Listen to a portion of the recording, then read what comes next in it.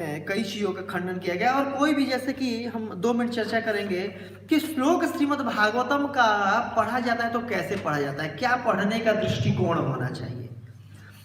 तो जैसे कोई भी श्लोक देखिए, भागवतम जो है अमल पुराण है, कोई भी इसमें मल कलमश नहीं है कि नहीं। तब कोई कलमश नहीं है, कोई मल नहीं, और शुद्ध भक्ति को इसमें व्याख्या किया गया है। और इसकी व्याख्या करके जो श्री व्यासदेव थे उनके चित्त को शांति प्राप्त हुई। हम लोग सुने हैं कि सारे ग्रंथों की रचना करने के बाद भी श्री व्यासदेव का चित्त अशांत था। क्यों? उसमें कर्म कांड, ज्ञान कांड, उपासना कांड, इसका वर्णन किया गया था। लेकिन जो श्रीमद् भागवतम की रचना की शुद्ध रूप से भगवान और भक्त की महिमा को स्थापित करती है। ये अमल पुराण है, पुराण अमलम।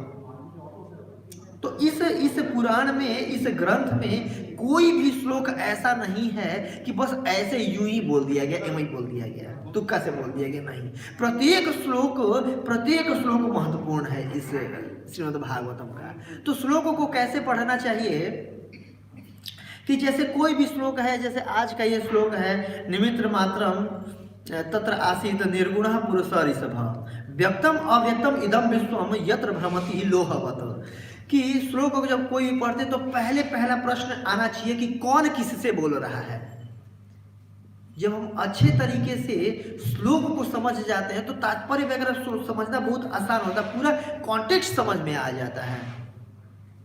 सबसे पहला चीज जो मन में आना चाहिए कि कौन किससे बोल रहा है।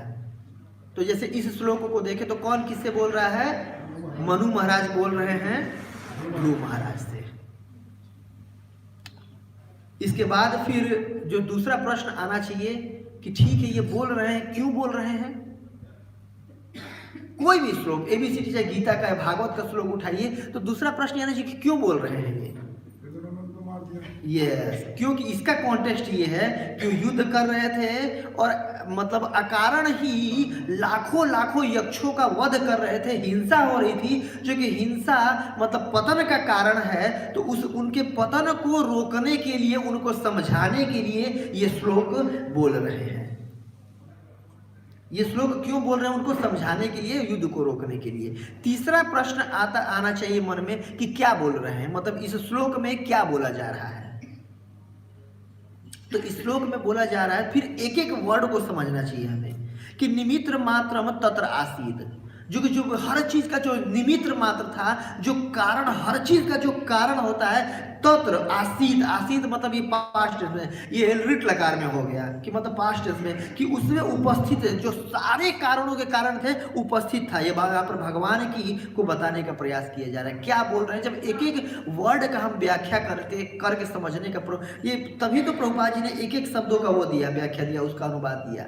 अगर इसकी कोई ज़रूरत नहीं होती, जैसे कई लोग पढ़ते हैं, श्लोक पढ़ते हैं, अर्थ और फिर आगे निकल जाते हैं। अगर ज़रूरत नहीं होती तो क्यों प्रभुपाद इतना मेहनत करके देते हैं कि नहीं। रात भर जा करके प्रभुपाद अनुवाद देते थे, एक एक शब्द का दे रहे हैं, सब कुछ का बहुत ज़्यादा। अगर एक एक शब्दों को हम समझते हैं तो समझ में आ जाता है कि क्या बोला जा रहा है श्लोक में, क्या बोला जा रहा है। निमित्र मात्र तत्सासी। इसके बाद निर्गुण पुरुष ऋषभ, वो निर्गुण है और पुरुषों में ऋषभ, ऋषभ मतलब श्रेष्ठ पुरुष है। तो इसमें बताने का ये प्रयास किया जा रहा है। आगे कह रहे हैं व्यक्तम अव्यक्तम इदम विश्वम, कि इस विश्व में जो भी व्यक्त मतलब जो प्रत्यक्ष रूप से दिख रहा है, या अव्यक्तम जो हो चुका है, ये आने वाले समय में होगा।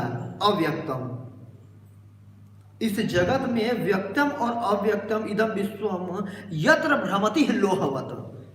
ये कैसे है? जैसे कि आप लोग सुने कि कोणार्क मंदिर उड़ीसा का था, उसमें नीचे चुंबक वगैरह लगे हुए थे, बहुत भारी चुंबक लगाया गया था। एक राजा ने उसका निर्माण किया था। बाद में अभी नॉर्मली पढ़ते हैं कि मुगलों ने करा, ये मतलब बाद में ये थ्योरी में हिस्ट्री हमारी बनाई गई। और उसके ऊपर भगवान विष्णु के शिला थे और वो हवा में थे, ऊपर नीचे से कहीं से भी उनका टच नहीं था उस विग्रह का, और वो हवा में विग्रह थे।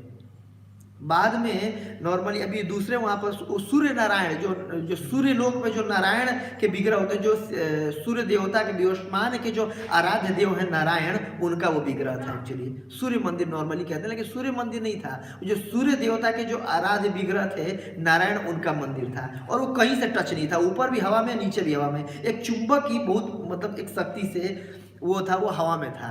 नॉर्मली अभी चुंबक को हटा दिया गया वहाँ से, जब ये अंग्रेजों के शासन में अभी 150-200 साल पहले हटाया गया।